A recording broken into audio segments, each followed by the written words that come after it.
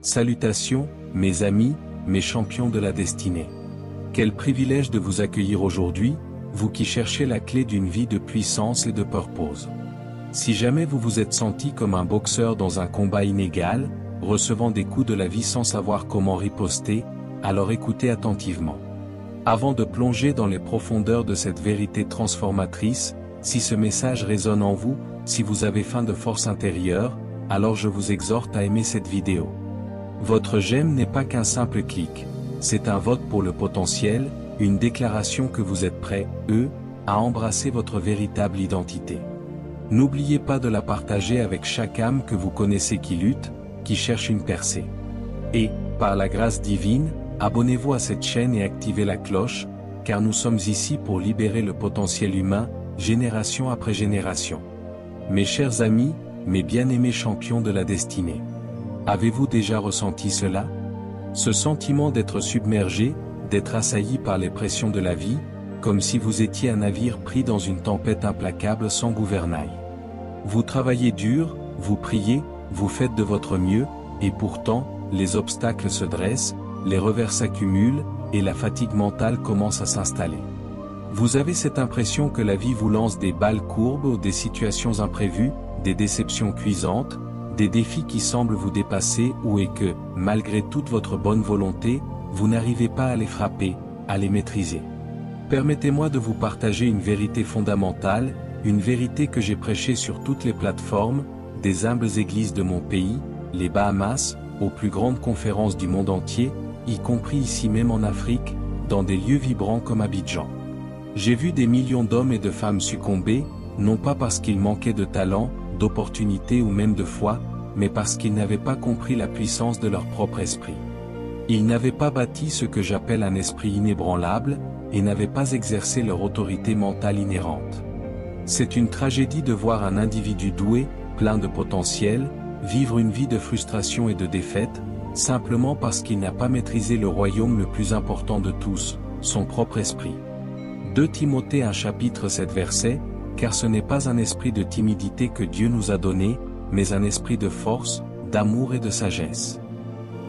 Ce verset, c'est la promesse divine, la déclaration de votre véritable héritage. Il démantèle instantanément toute pensée de faiblesse, de peur ou de lâcheté. Dieu, notre Créateur, le grand designer, ne nous a pas créés pour être timides, pour reculer devant l'adversité. Non. Il nous a dotés d'un esprit de force, une puissance intérieure, une résilience qui transcende les circonstances. Il nous a donné un esprit d'amour ou la capacité de servir, de compatir, de donner, ce qui est la plus grande force du monde. Et un esprit de sagesse ou la capacité de discerner, de comprendre, de prendre des décisions justes même dans le chaos. Un esprit inébranlable, mes amis, n'est pas l'absence de peur ou de douleur. Les défis viendront, les tempêtes souffleront, les doutes s'insinueront. Mais un esprit inébranlable est la capacité de ressentir ses émotions humaines, de reconnaître les pressions, et pourtant de refuser qu'elles dictent vos actions, qu'elles définissent votre identité, ou qu'elles déterminent votre destinée. C'est la conviction profonde, ancrée dans la vérité divine, que vous avez en vous les ressources nécessaires pour faire face à tout ce que la vie vous réserve.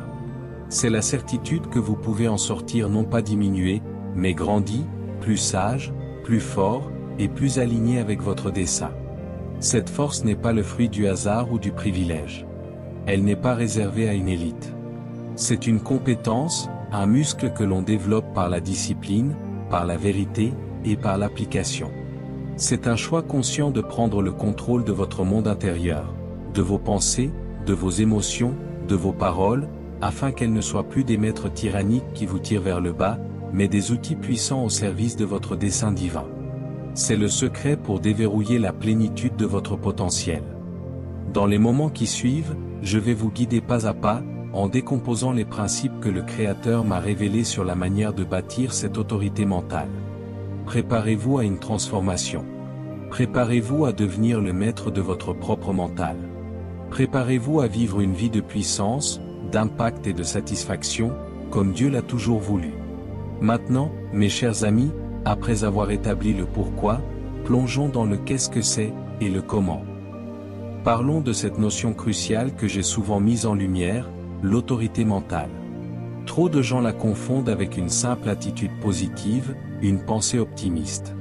Non, ce n'est pas une simple façade. C'est une puissance profonde, une capacité profondément enracinée et cultivée qui transformera fondamentalement la façon dont vous interagissez avec le monde. L'autorité mentale, en termes simples, est votre capacité inhérente et cultivée à contrôler vos pensées, vos émotions et vos actions, quelles que soient les pressions, les provocations ou les circonstances extérieures qui vous assaillent. Comprenez-moi bien, je ne dis pas que vous contrôlez ce qui vous arrive. Non, la vie est imprévisible. Mais vous contrôlez absolument comment vous répondez à ce qui vous arrive. C'est là que réside votre véritable puissance, votre souveraineté. Imaginez un capitaine sur un navire. Il ne peut pas contrôler la tempête qui se lève, les vents qui hurlent, les vagues qui s'écrasent. Mais qu'est-ce qu'il peut contrôler? La barre, les voiles, l'orientation du navire, les décisions de l'équipage. Ses réactions à la tempête. C'est exactement cela l'autorité mentale. Vous êtes le capitaine de votre navire de vie, et votre esprit est votre passerelle de commandement. Proverbe 23 chapitre 7 verset, car il est comme les pensées de son âme, tel il est. Méditez sur ce verset. C'est une révélation d'une profondeur sidérante. Il est la clé de toute psychologie, de toute croissance personnelle, de toute réussite. Il vous dit que votre vie extérieure, vos relations, vos finances, votre santé, votre épanouissement est une manifestation directe de votre monde intérieur, de vos pensées, de vos croyances profondes.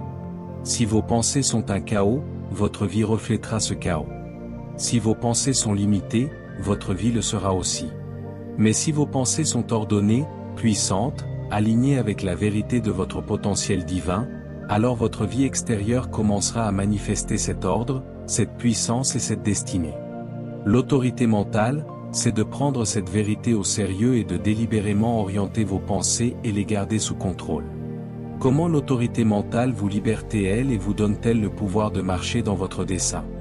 Premièrement, reprendre possession de votre vie et de sa direction. Trop souvent, nous vivons comme des victimes des circonstances, n'est-ce pas? Je suis en retard à cause des embouteillages d'Abidjan. Je ne peux pas démarrer mon entreprise parce que l'économie est mauvaise. Je suis triste parce que cette personne m'a blessé, ces déclarations sont des cessions de pouvoir. L'autorité mentale vous tire de cette position de victime impuissante et vous élève au rang de créateur conscient. Elle vous permet de dire, avec conviction, les embouteillages existent, mais je choisis ma réponse et je planifierai différemment la prochaine fois. L'économie a ses défis, mais je trouverai des solutions créatives. Cette parole m'a peut-être blessé, mais je choisis de ne pas la laisser définir ma valeur ou mon état d'esprit. C'est une prise de possession radicale de votre pouvoir personnel, de votre libre arbitre divin.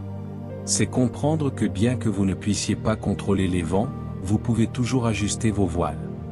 Deuxièmement, briser les chaînes des croyances auto-limitantes. Nous portons tous des croyances limitantes, ces mensonges ancrés dans notre subconscient qui nous disent ce que nous ne pouvons pas faire, ce que nous ne méritons pas, ou ce que nous ne sommes pas. Je ne suis pas assez intelligent. Je n'ai pas de chance. Je suis trop vieux pour apprendre ça. Je suis né dans une famille pauvre, donc je le resterai. Ces croyances sont souvent implantées insidieusement par notre éducation, nos expériences passées, les paroles de nos parents, de nos éducateurs, ou même de la société. Elles deviennent des murs invisibles qui nous empêchent de nous élever. L'autorité mentale vous donne le pouvoir divin d'identifier ces mensonges profondément enracinés, de les confronter avec la vérité de la parole de Dieu et de votre potentiel, et de les remplacer délibérément par des croyances qui vous libèrent. Elle vous permet de voir que ces barrières sont d'abord mentales, avant d'être réelles. Troisièmement, cultiver l'autocroyance et la confiance en soi. La confiance en soi, ou autocroyance, n'est pas de l'arrogance ou de l'orgueil. C'est une conviction inébranlable en votre capacité à accomplir ce que vous êtes appelé à faire, non pas par votre propre force seule, mais parce que vous comprenez que votre force, votre don, votre potentiel viennent d'une source supérieure, le Créateur lui-même. L'autorité mentale est le jardin où cette autocroyance fleurit. Elle vous permet de filtrer les doutes, de rejeter les jugements négatifs d'autrui ou surtout ceux qui ne connaissent pas votre dessein, et de vous concentrer sur les vérités concernant vos forces, vos dons et votre potentiel illimité en Dieu. C'est une affirmation de votre identité et de votre valeur intrinsèque, qui est donnée par votre Créateur et non par la validation humaine. En cultivant cette autorité mentale, mes amis, vous ne vous contentez plus de réagir passivement à la vie, vous la façonnez activement. Vous cessez d'être l'argile impuissante et vous devenez le sculpteur de votre propre réalité, un collaborateur avec le divin. C'est le premier pas fondamental et le plus puissant vers la construction de cet esprit véritablement inébranlable que Dieu vous a destiné. Ne sous-estimez jamais le pouvoir qui réside dans votre esprit. Mes chers amis, un esprit inébranlable n'est pas une fantaisie ou un rêve éthéré. C'est une structure solide, bâtie sur des fondations concrètes. J'ai vu trop de gens essayer de vivre une vie de puissance sans jamais établir ses piliers. C'est comme essayer de construire une maison sur du sable en espérant qu'elle résistera à la saison des pluies d'Abidjan. Impossible. Permettez-moi de vous révéler les 3 piliers fondamentaux que j'ai identifiés, essentiels pour soutenir cette structure mentale invincible. Le premier pilier, le plus crucial, est la conscience de soi. Comment pouvez-vous gouverner un royaume si vous ne le connaissez pas? Et votre esprit, mes amis, est votre royaume le plus important. La conscience de soi est la capacité divine d'observer vos propres pensées, vos émotions, vos croyances les plus profondes, et vos comportements, sans jugement, mais avec un désir sincère de comprendre. C'est de l'introspection à un niveau spirituel et psychologique. Psaume 139 chapitre 23 verset à 24, « Sonde-moi, ô Dieu, et connais mon cœur. Éprouve-moi, et connais mes pensées.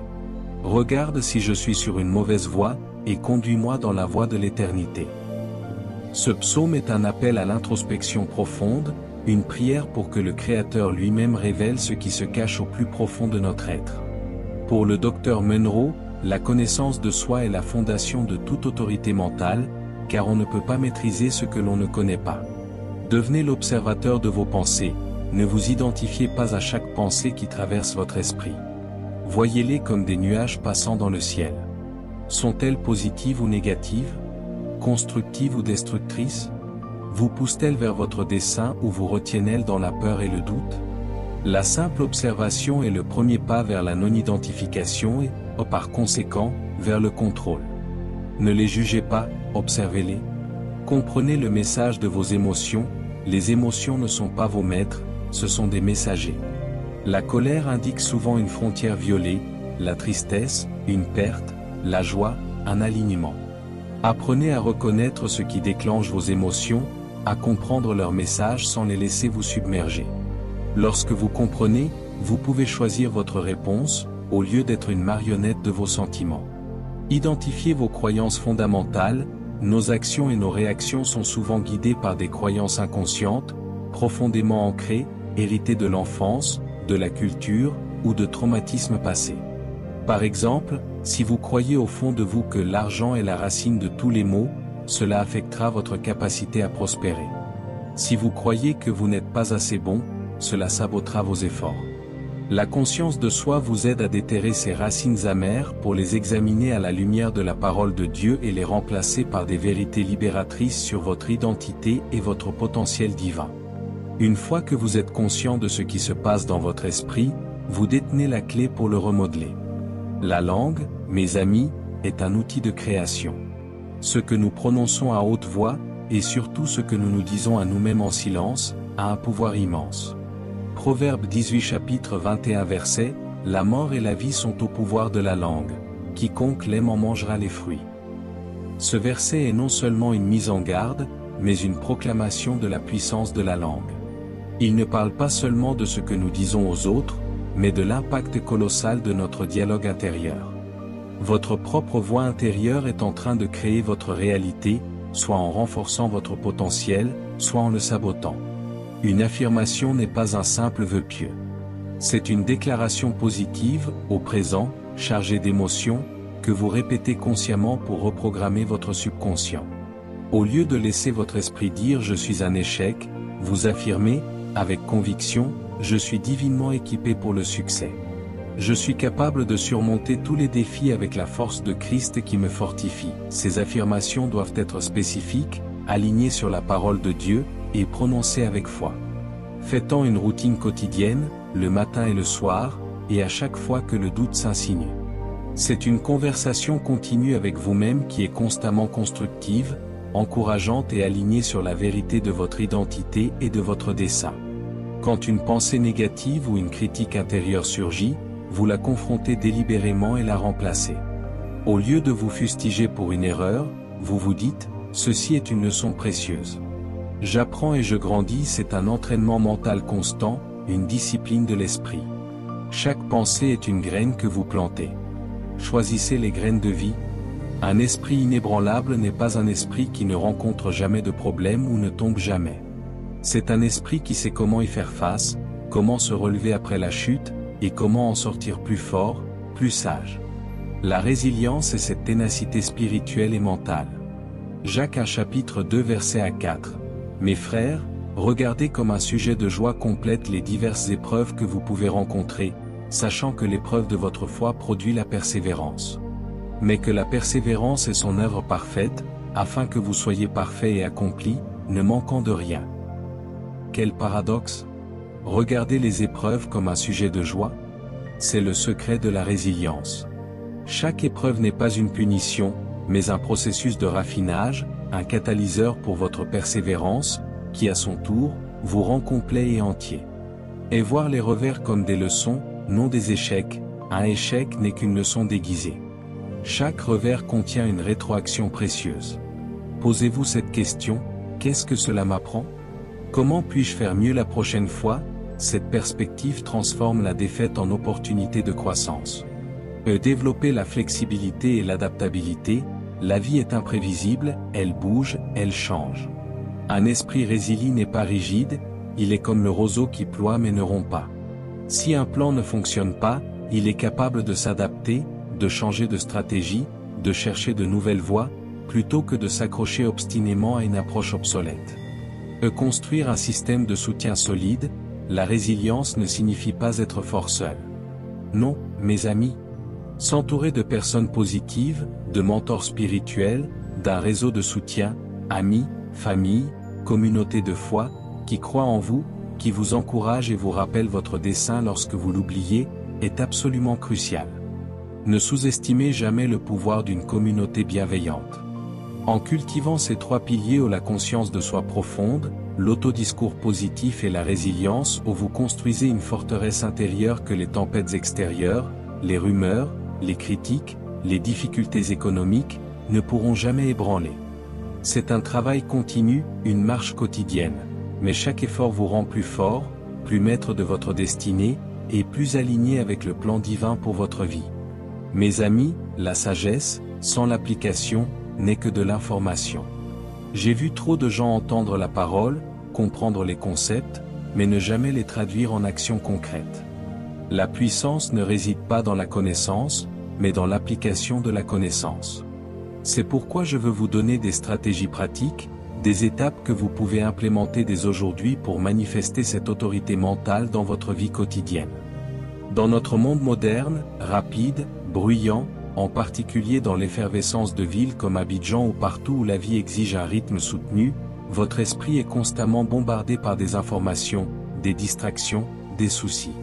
Il est facile de se sentir dépassé, stressé, et de perdre le contrôle. La pleine conscience et la méditation sont vos outils divins pour retrouver la clarté, la paix et la présence. Psaume 46 chapitre 10 versets, arrêtez, et sachez que je suis Dieu, je domine sur les nations, je domine sur la terre.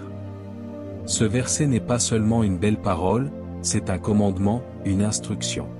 Arrêtez, faites une pause.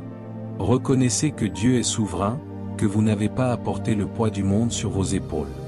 Pour moi, cette pause n'est pas de la passivité ou de la paresse, mais une discipline active de l'esprit pour le ramener au moment présent, le vider de ses fardeaux inutiles et le reconnecter à sa source divine de paix et de sagesse.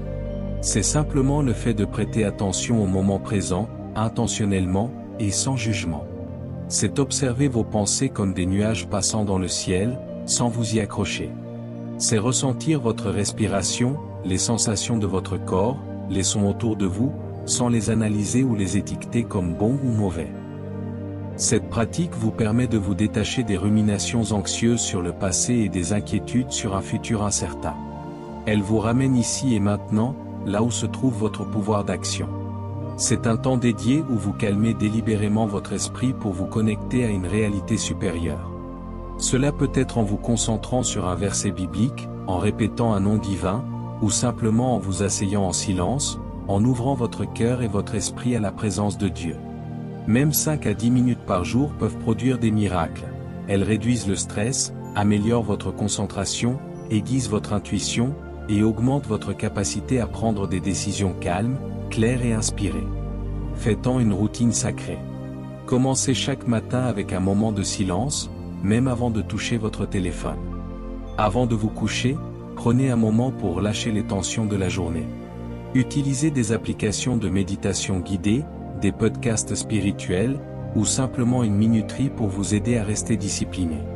Le but est de créer un sanctuaire de calme dans votre esprit, un lieu de ressourcement où votre autorité mentale peut être affirmée et fortifiée. Un esprit fort et une autorité mentale se manifestent non pas par l'agitation, mais par la direction. Votre énergie mentale est une ressource précieuse, et sans objectif clair, elle se disperse, engendrant de l'anxiété, de la frustration et le sentiment de ne jamais avancer. Luc 14 chapitre 28 verset, « Car lequel de vous, s'il veut bâtir une tour, ne s'assied d'abord pour calculer la dépense et voir s'il a de quoi l'achever » Ce verset est un appel divin à la planification stratégique. Pour moi, la vision est la clé, mais un plan est la carte. Dieu nous a donné le pouvoir de penser, de planifier, de concevoir. C'est un acte d'autorité mentale que de définir ce que vous voulez réaliser. Oubliez les vœux pieux vagues. Votre esprit a besoin de clarté. Au lieu de « je veux être en meilleure santé », dites « je vais courir 3 km, 3 fois par semaine, et manger des légumes à chaque repas ». Comment saurez-vous que vous avez atteint votre objectif? Exemple, j'aurai épargné 1 million de francs CFA d'ici décembre.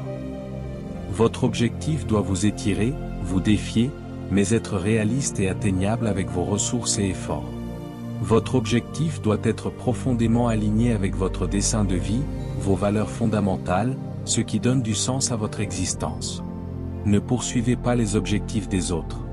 Fixez une date limite. Sans date, un objectif n'est qu'un souhait. Un grand objectif peut sembler intimidant, écrasant. La faiblesse de l'esprit commence souvent là. Divisez-le en étapes plus petites, plus gérables, presque ridiculement faciles à commencer. Si votre objectif est de construire une entreprise, la première étape pourrait être de faire des recherches de marché. La deuxième, de rédiger un plan d'affaires. La troisième, de trouver un premier client. Chaque petite victoire que vous atteignez renforce votre confiance, vous donne du momentum et fortifie votre autorité mentale. Une fois les étapes définies, ne les laissez pas flotter dans votre tête. Écrivez-les. Créez une feuille de route détaillée, semaine par semaine, jour par jour. Qui fait quoi? Quand? Quelles ressources, temps, argent, compétences, sont nécessaires? La planification réduit l'incertitude, élimine le flou qui affaiblit l'esprit, et vous donne un sentiment de contrôle, renforçant ainsi votre autorité mentale. Chaque action planifiée et exécutée est une affirmation de votre pouvoir et de votre intention. La vie est une rivière, elle n'est jamais statique. Revoyez régulièrement vos objectifs et votre plan. Soyez flexible pour ajuster si nécessaire. Les choses changent. Ne vous découragez pas si vous devez pivoter. L'autorité mentale ne signifie pas être rigide, mais être résilient et adaptable. Le processus de fixation d'objectifs et de planification est continu, un cycle d'apprentissage et de croissance. En intégrant la pleine conscience pour votre clarté interne, et la fixation d'objectifs avec une planification stratégique pour votre direction externe, vous armez votre esprit des outils les plus puissants pour exercer son autorité. Vous ne subissez plus la vie, vous la façonnez, intentionnellement, puissance après puissance, pas après pas. Mes chers frères et sœurs en humanité, enfants du royaume. Nous sommes arrivés au terme de cette exploration vitale, mais j'espère que ce n'est que le début de votre voyage.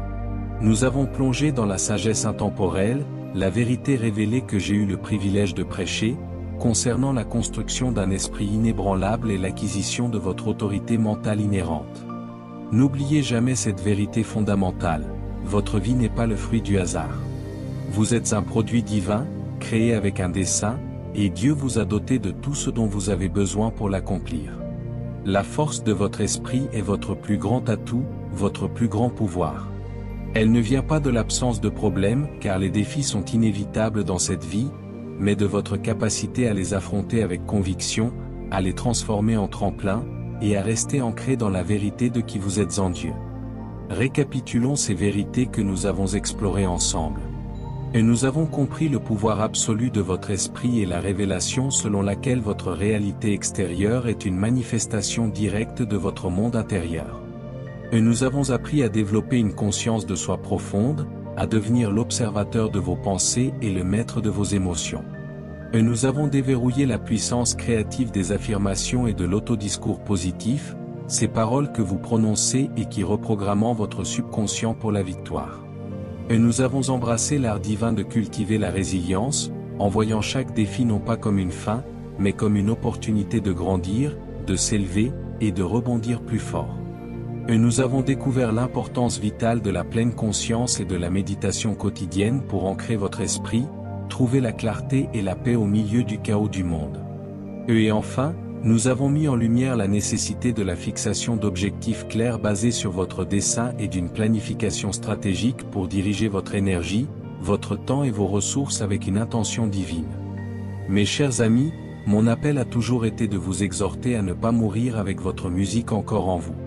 Ne quittez pas cette terre en laissant des rêves inachevés, des inventions non créées, des services non rendus, des potentiels non libérés. Votre dessein est le don de Dieu au monde à travers vous. Et le plus grand cadeau que vous puissiez lui offrir en retour, c'est de le découvrir, de le cultiver, et de le libérer pleinement, avec un esprit inébranlable.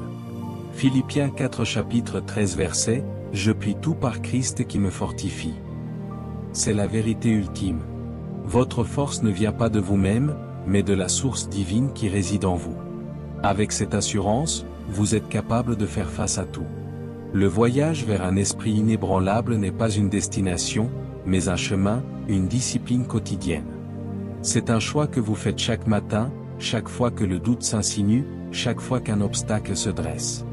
Faites ce choix aujourd'hui. Je vous lance un défi, un appel à l'action concret.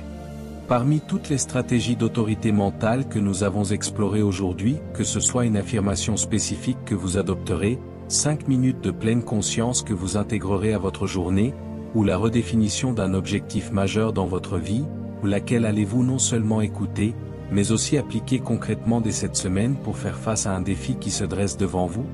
Partagez votre engagement, votre résolution, votre déclaration de guerre à la peur et à la timidité, dans les commentaires ci-dessous. Votre témoignage de résilience et d'action inspirera non seulement votre propre vie, mais aussi celle de votre famille, de votre communauté, ici à Abidjan, en Côte d'Ivoire, et bien au-delà. Si cette vérité vous a éclairé, si elle a allumé une étincelle de puissance en vous, aimez cette vidéo de tout votre cœur pour aider à diffuser ce message vital à travers le monde. Partagez-la généreusement avec chaque âme en quête de force, de sens et de direction. Et par la grâce divine, abonnez-vous à cette chaîne et activez la cloche de notification. N'oubliez jamais, mes amis, vous êtes nés pour régner. Libérez le royaume en vous. Nous aimerions vous donner l'opportunité de faire de Jésus le Seigneur de votre vie. Si vous voulez naître de nouveau, faites cette prière avec nous.